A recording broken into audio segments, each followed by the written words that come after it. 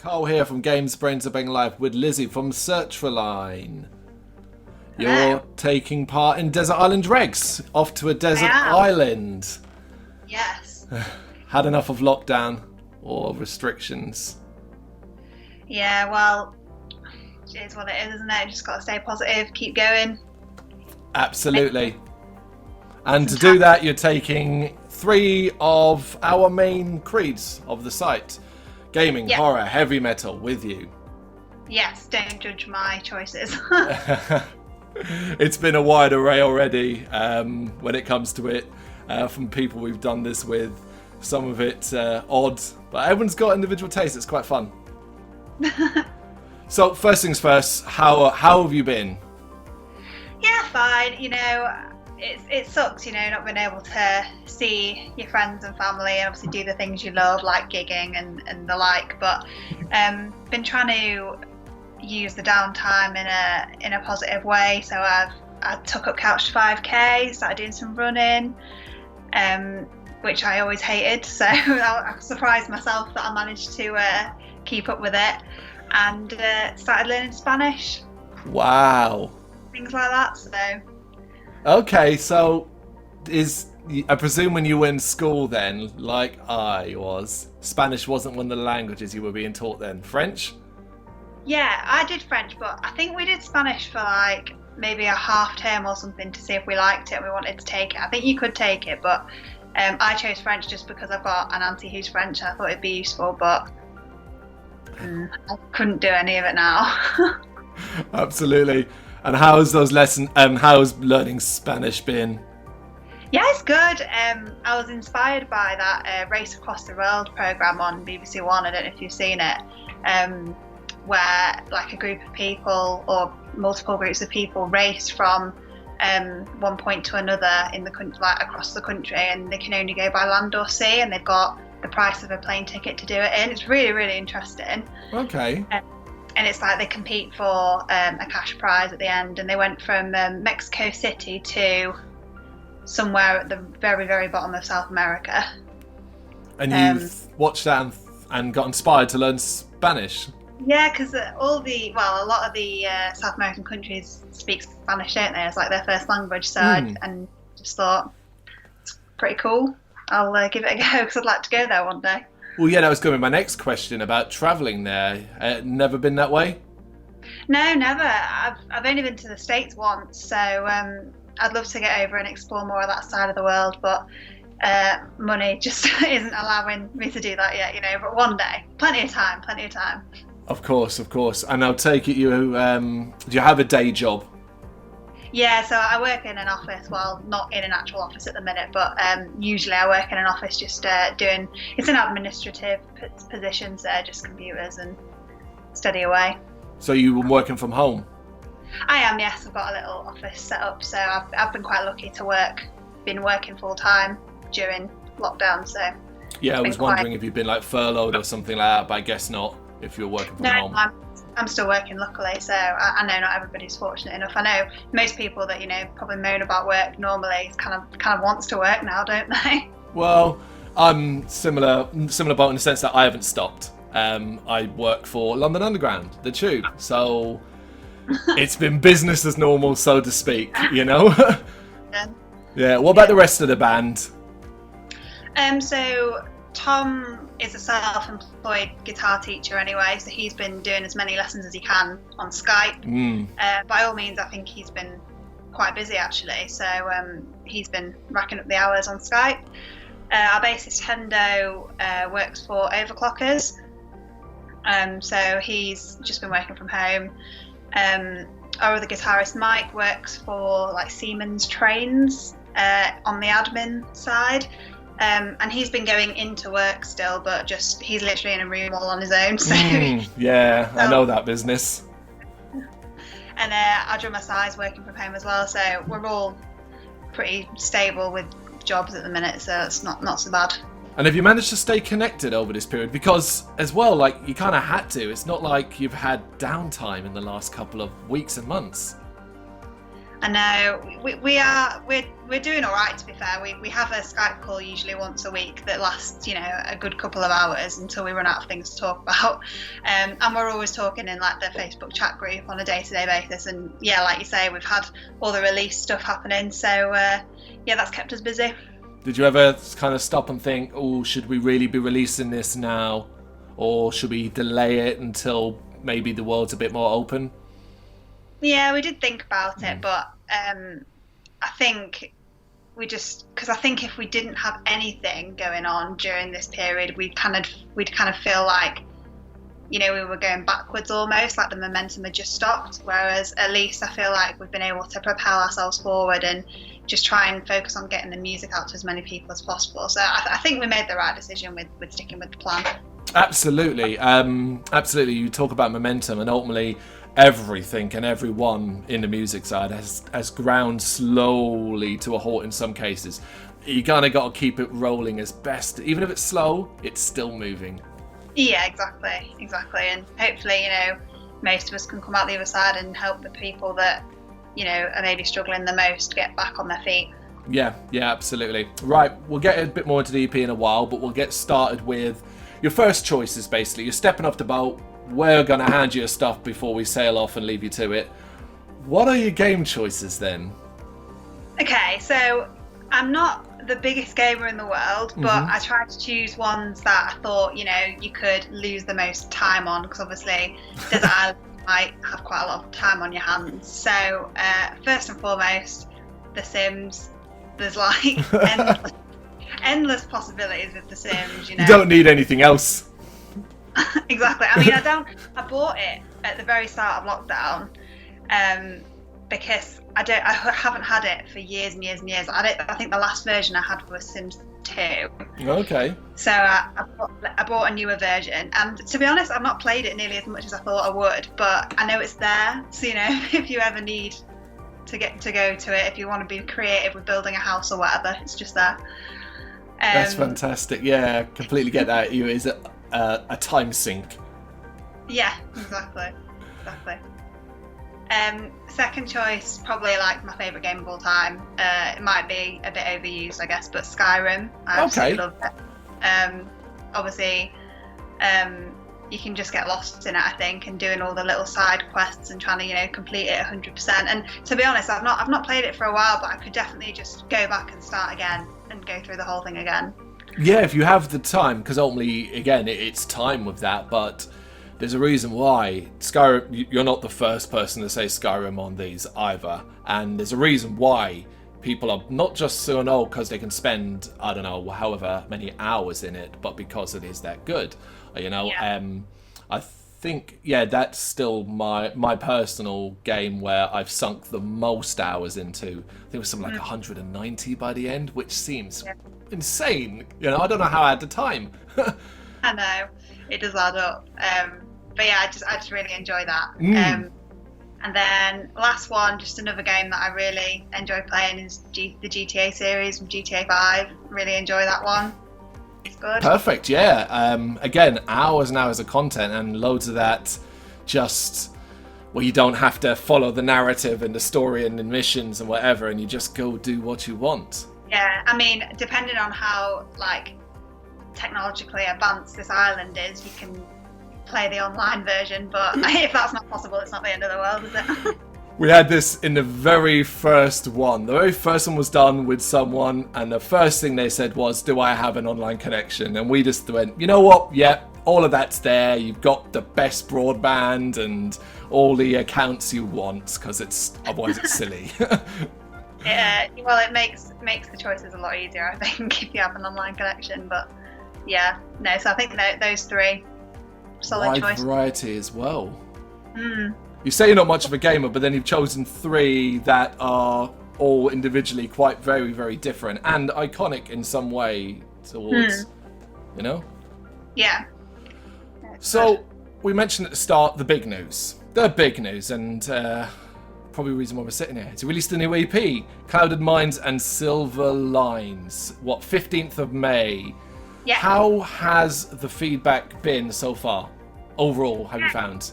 Been really, really, really positive overall. Like I've seen a lot of existing fans, you know, posting about it and raving about it. So it's good to know that they're still into what we're doing and they're sort of progressing with us, which is really, really nice.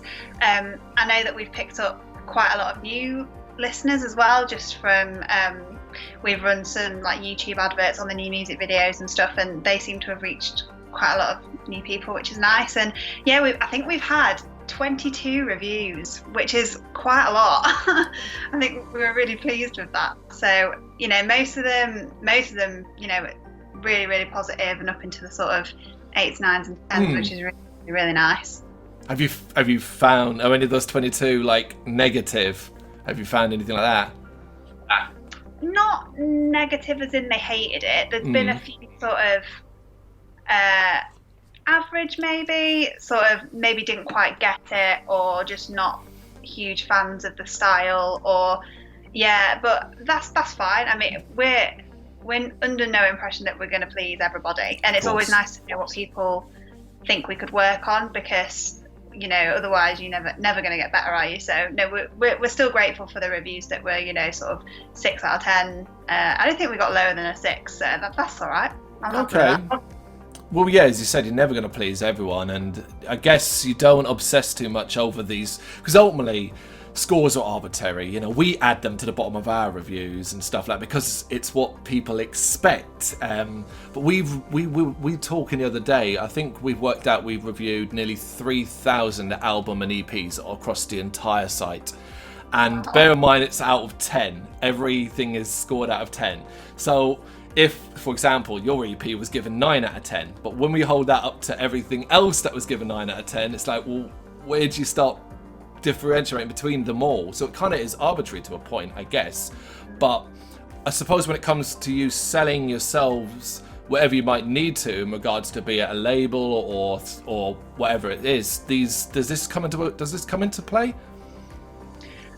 I mean, we're very lucky, you know, with 22 reviews, and we're really grateful that those people have taken the time to review it. And we're lucky that we've got a wide variety of like quotes to pick out. So we've got quite a nice selection of things to use, and good, like you say, selling points. So it is important, I think, to have those like standout quotes to sell yourself. Yeah, I suppose then in regards, you're kind of looking more at the context than what's actually said rather than the scores at the bottom. Yeah, I think the scores are good, you know, just to give people a quick overview, you know, if it's like a few words and then 8 out of 10, 9 out of 10 or but as a band, and we always like to sort of read the whole thing just to kind of get a better understanding of whether they liked it and how much, and what bits they think we could do better on, things like that. Absolutely. And to me, it sounds like it is a real step forward for you guys. Now, bear in mind, I can't remember, was it Bloodstock 2017 or 2018 you played? 2018. It was 2018. So that is when we first came across you. Didn't even know who you were back then. And this is only 2 years later, but it already feels like a big step forward. Were you guys conscious of pushing yourself this time to kind of, be bolder and brassier?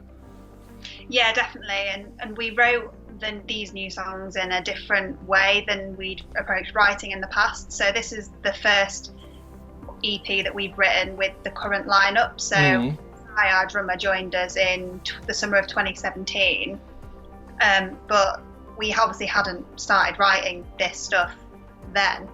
And Sai has a tendency to write full songs on his computer, and then we sort of translate it to the instruments after. Okay. So, that's how 3 of the songs on this new EP were written, just sort of from computer notes and then translated to the instruments themselves, which was definitely a challenge, and it definitely pushed our abilities. So that it was really interesting, and I think it just allowed us to experiment a whole lot more just with the different writing styles and bouncing the ideas around and stuff. You, as you're saying that, you were smiling, so you clearly have quite fond memories of the experience. Yeah, well, I really enjoyed it. I found it like way easier to have, even though it was only computer sounds, like just having that full idea of the song and then being able to write vocals over that, something which is quite complete rather than just, you know, an empty guitar line from start to finish that you've got to try and write over. It was really nice to have a full idea of a song, to see, you know, where he was thinking of going with it and everything, and I found it really easy to write vocals over them, so it was nice for me. Okay, that's good. And do you think on this EP you've captured the essence of what Sertraline kind of is within each individual song? Because each one seems to have its own story attached in regards to certain themes or what you might be singing about. So across that, do you think you got that? Yeah, definitely. I think we've sort of cemented our style and the route that we're going to go down now. And I think we're going to just stick with this style of writing and not change like too dramatically from now on. And I think the next project that we want to do is, you know, write a full length debut album and see what happens, but definitely keep with this style. Okay. Right, movies then. 3 horror movies.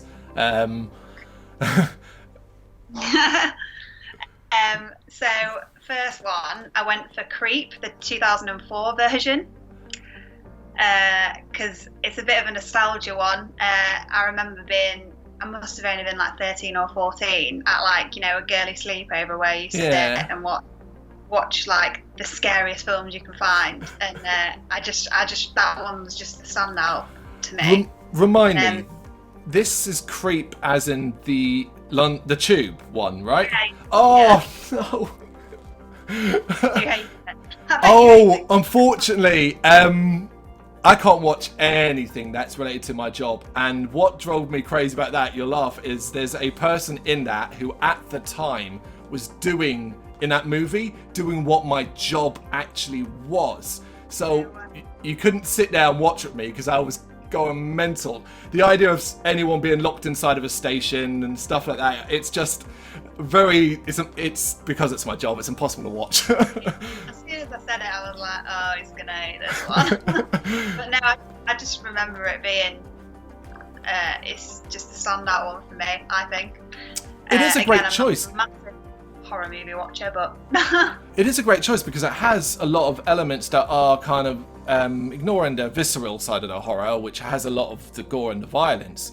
You know, those tube tunnels and abandoned parts of stations, and they're all over that place. So I think on that side, it's got a lot of nice atmosphere in that regard. And also, if you're on a desert island, there's no tube stations, so it's not gonna scare you because you're never gonna be put in that situation. You know what I mean? Very good. Okay, what's your next one? Cool. So I went for Get Out, which is a couple of years old. I think 2018 or 2017 or something. But I just thought it was a really interesting idea, and we went to see it in the cinema, and I just remember being like really gripped by it. So I'd recommend that if you haven't seen it, definitely. Absolutely. I mean, Jordan Peele's directorial debut, which kind of got him on the radar as a horror director. So it must have been 2017, I think, because Us was his next one, which came out last year. I think I saw that as well. I think. Okay. But yeah, the themes, and there's a lot of undertones in that movie. It's different in horror. Originality is very hard to find, particularly these days. And anything that broke the trend of paranormal horror, which is what we're stuck in, was fine by me. Yeah, I'm not massive on like guts and gore and stuff. I find that I just don't really end up watching the film because I just don't really like it when like the whole Saw series were really popular. I think I watched maybe the first 2 and then I was like, I just can't do it. It's too much. Yeah, that torture porn subgenre is not something I get excited about either, really. You certainly, by your suggestion, certainly seem to enjoy maybe more your psychological horror, ones that I guess that make you think. Yeah, definitely. Okay. And then for that, I just went with a classic, which is the Amityville Horror, just because I remember that's just like I think it's pretty scary, you know, being murdered in your own home. no one said everyone always chooses a classic, at least one, but no one said the Amityville Horror yet. That's fascinating. I mean, I don't think it's the best in terms of like picture and like quality, maybe in terms of like filming, but as a concept, I think it's pretty scary. Which is it more? Do you know much about like the original true story behind a house? Not the ghostly stuff the movie focused on, but rather the actual events, the murders, the Theo. I'm sure because I'm quite into reading up on like the true crime stories behind films and stuff. So I feel like I must have Googled it and read about it at some point, but I couldn't like tell you any particulars off my head. Oh no, the only reason I ask is because Amityville is a bit of like a passion project of mine on the website, simply because there's no trademark to Amityville because it's a place. If you wanted to make a movie, if you right now wanted to make a movie in your room behind you and call it, I don't know, an Amityville Tale, you could, and you couldn't be sued for it. It's the horror part which is the issue. So because of that, there's been a lot of sequels, some official and plenty unofficial. I think last count there was 22 Amityville movies, and in 2018 there was a higher budget one which focused on the original stories about it. And like, I kind of want to tell everybody who likes the Amityville Horror to go check this out, because this is something quite clever and interesting. But yeah, it's a great choice. I grew up with that stuff, so you know, I've always had and particularly if you're talking about haunted house stuff, it's the original best one, really. Have you ever been to like, you know, a live haunted house? You know, they do them a lot in America, don't they? Where you like, it's all actors obviously, but it's meant to be like really scary. Oh, like they call them haunts, right? I don't know. They have those like Halloween and stuff. Yeah, I think that is what you're talking about. I've seen them, but because that's not nothing. I've never been to America, and in this country we don't really embrace Halloween in quite the same way. I'd like to. I'm a cynical git, so I don't know how much I'll be able to buy into it. You might be scared, I guess. Yeah, there is that, but you know, I feel I can get creeped out. I'd like to try one, I think. Yeah. So it must be, stating the obvious, it must be frustrating that you can't really build upon the release because of the country's restrictions. I guess the question is, how have you kind of stayed positive in regards to the fact that even you're stuck at home, you can't go out and play live even if you wanted to?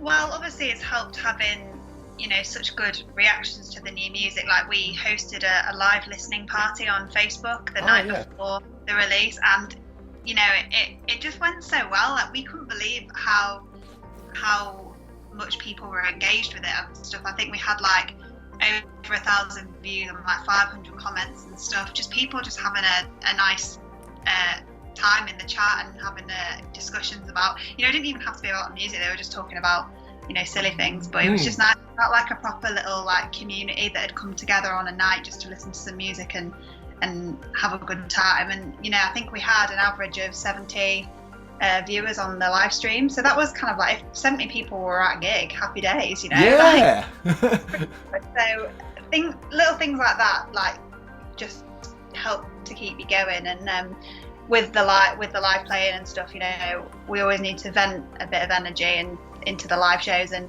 I've sort of channeled that into the running a little bit, just, you know, I feel like exercise keeps you happy and makes you feel a bit healthier, and I think that all adds to staying positive and mentally sane. It's cool that you brought up the energy thing, because I've seen you guys live once and no, twice, because there was the Bloodstock, and then there was who did you support a year ago in London? Scarlet Riot. That's it, Scarlet Riot at Islington. That was it, yeah. And one of the things that amazed me was how much energy you have. I think, and I wonder if it's the case with you, this EP captures that energy now more than ever in the past. Was that important to kind of do as well? Yeah, to be honest, that was like our main intention. We wanted people that listen to the new stuff to feel a lot closer to how it would be if they saw us live, because putting live energy into a record is really, really, really difficult, and I feel like it's something a lot of bands aspire to do, but not most of them don't quite get it. And I think, like you say, this is definitely the closest we've come, and we're really, really happy with how it turned out. So yeah, that was a big plus for us. I think you absolutely nailed it, and you are right. People love to say, "Oh, this is the sound of how we sound live," but actually capturing that as a different story. And I think you've really managed it. So bravo. Oh, thank you. So are you kind of hoping to get out live this year at all, if possible? Obviously, in an ideal world, we would love to play a gig this year. I mean, we were lucky to play one. We played one at the end of February. Little did we know that it might be the last. It's all very much being played by ear. I think we've got a few shows confirmed for sort of September onwards, but it's all very much, it changes every day, and we don't really know what's going to happen, and whether social distancing gigs can never be a thing. I mean, I don't know how enjoyable they would be, so we're just sort of playing it by ear, and if we have to move things around, people are going to understand, and yeah, it's a bit of a ball ache, but I think we want to make sure that we have the best time and the audience has the best time, and obviously everyone's safe, and it's the most important thing, so we just need to keep monitoring the situation and then see where we're at. Do you think as well, when it gets to a stage, however long it might be, and they say, hey, cool, venues, you can carry on as you were, do you think there'll be a hunger for people to go out and hear music, particularly in our scene, the British scene, or do you think there'll be a bit of wariness? I think it just depends on what sort of person you are, because obviously there's going to be people that are feeling like caged animals at the minute, and I'd like to think that there'll be a lot more appreciation for the smaller things in life that took for granted before all the lockdown started happening. But obviously people do and should put their health of themselves and their friends and their family first. So I think when it very first starts going back to normal, I think there's going to be a bit of, should we do this, should we not, sort of dipping the toe in the water kind of thing. But I think as soon as people are reassured that it is safe, I think there will be that sort of come togetherness, and people will just want to support the music scene as much as possible, I think. Yeah, because one of the kind of positives that during this lockdown period was, at least from my perspective, an outpouring of support for a struggling scene. Already, whether venues closing all around the country, not being helped now. But it certainly seems to be the case that whether it be through fundraising or through band camps, waiving their fees and stuff like that, people have been paying attention to that. Is that something that you guys have thought about getting involved in? Yeah, well, we've, obviously it's quite a busy time for us in terms of, we've got to really put most of our time into promoting the new music and just making sure that enough people hear about that, and we want people to know what we've been up to, and we don't want to waste the release and stuff. But I mean, I've personally donated to a few crowdfunding campaigns where I can, because I think it's just so important to support the venues and the festivals and stuff like that, because bands like us wouldn't be able to do half the things that we do without those guys, and they're just as important as anyone else in the music scene. So I've tried to do my bit personally, and I think once we're a bit further out of the release, I think we're going to try and just raise as much awareness as possible for the people that might be struggling, supporting. I mean, I know for a fact that when we get back to gigging and stuff, we'll be open to playing a lot more maybe charity focused shows, and shows that are raising money for venues and festivals and things like that. And we're just going to try and do our bit as much as possible. And on the flip side of that, you also need the support. So in regards to that, what if you could, and you had, I don't know, the 70 people that were watching on Facebook, and they want to support you in some way, what can they do? So obviously, if you're a bit short on budget, like most people at the minute, the easiest thing to do is to just, share our music with a friend that might not have heard of us before, that you think might like us. Just send them our Spotify profile and just say, oh, if you've got 2 minutes, have a listen to these. I think you'd like them. That's obviously a really, really good way to help us get the word out. You can drop comments on our YouTube videos. That's really helpful. We've just got some new merch, so if you go to our shop, you can pick up some merch, because that's one of the best ways that we can, make money and keep going and invest in new things, is by merch sales. So yeah, they're probably the best ways. Yeah, there you go. Right, finally, your records. 3 records. Hard. Three records. Absolutely, and I get the impression, based upon your vocal style as well, that you've got an eclectic and wide array of influences and tastes. Yes, for sure. So my nostalgia pick is going to be The Poison by Bullet for My Valentine, because that's kind of the first album that got me into metal, really, I would say, when I was like 14. And Tears Don't Fall is one of my favourite songs of all time. Fantastic. Have you still listen to it regularly? Oh yeah, it's well, I've just got a new car, but before that I had a car with a CD player, and it was a regular in my CD player, and I do go back to it regularly. See, that's really interesting. I asked because we do something on the site, YouTube channel called Track by Tracks. Every week we overanalyze an album track by track, and Bullet from Valentine's to Poison was done about a month ago, and I hadn't listened to that album. Yeah, I hadn't listened to that album in about 10 years. And and you remember all the hits, as you say, Tears Don't Fall, 4 words, stuff like that. And I'm not going to lie to you, I had a horrible time with that album. I don't want to slam it if it's an album you love, but I was like, wow, I don't know what I remember. Like, it's been a long time, but I had a hard time with it. Oh no! Well, I'll go and read it after this. Oh no, it's a watch video. It's a watch video. Yeah, it's a video. Yeah.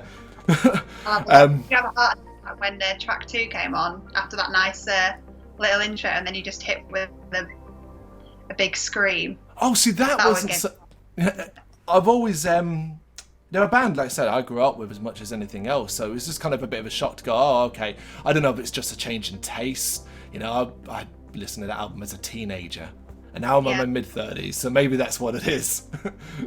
Maybe. I mean, a lot of tracks on that album are still bangers, so that's why I think it just takes me back to my roots, Brilliant. Okay.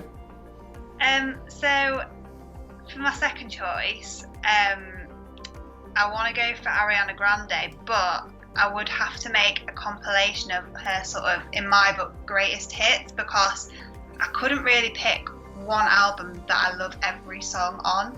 So I would have to pick and choose from all her albums, I think, and make a master disc. Yeah, that's a good idea. I like that. I take it she doesn't have a best of. No, not yet. I'm sure that at some point in the future she will probably do one. But no, she's one of my favourite pop artists, and you can't beat a bit of feel-good pop music. If you're feeling a bit lonely on your island and feeling a bit down, just put that on, dance around, sing along. I think it's great. Yeah, I mean, she's an incredible vocalist. There's no escaping that. Okay, the third one. Third one, Architects are my favourite band, so I've got to put Architects in there, and I think at the moment Holy Hell's got the edge. Ooh. I love the last 3 albums, all of them, but I think, Holy Hell, because I've seen it. I went to see the album tour in Manchester, beginning of 2019, and to hear all of those songs live was just awesome. So the album's got the edge, I think. Okay, was that the tour with While She Sleeps supporting? It was, no, I think it was Beartooth and Polaris that supported. I think it was last January. Oh, I'm just trying to think, because 19. I saw Architects around about that same time, and I don't know if it's the same tour. It was in Alexandra Palace in London, So I don't know, but they had while she sleeps supporting them then, so it must have been something different. I don't know. This was I saw them at the Victoria Warehouse in Manchester. I can't remember I can't remember if that was the same one or not. Still, if it was Beartooth and Polaris and Architects, that's a strong lineup. Yeah, it was awesome. It's really good. I think that was, even though it was January, I think that was my gig of the year last year. Excellent. It's funny as well. I knew Architects before Holy Hell, but I would not have called myself a fan. Holy Hell changed that completely. Oh, right. Yeah, amazing. Really turned my mind around. Mm. Right, there's one more. We don't tell people about this one. We'll wait until the video. It's easy. It's a really easy one. It's simply, we're going to give you one luxury item. One thing that you feel you can't live without, basically. And we're going to give it to you as your bonus item. Can I bring a friend? Is that a luxury? No, that doesn't work. Oh no! Thought I might have found the loophole there. You did, I know real answer. Oh no, I don't know. This is really difficult. Luxury item. Gin? Yeah, gin. Just straight. Actually, maybe if I'm going to choose an alcohol straight, I might go for Jack Daniel's Honey. It'll keep you warm as well if you're feeling a bit cold at night. Whoa. Oh, you like Jack Daniel's Honey? It's my fave, yeah. Okay, alright. Yeah, okay. Nothing else needed. There you go. I think there's an excellent selection over there. Lizzie, thank you very much for your time. This has been wonderful.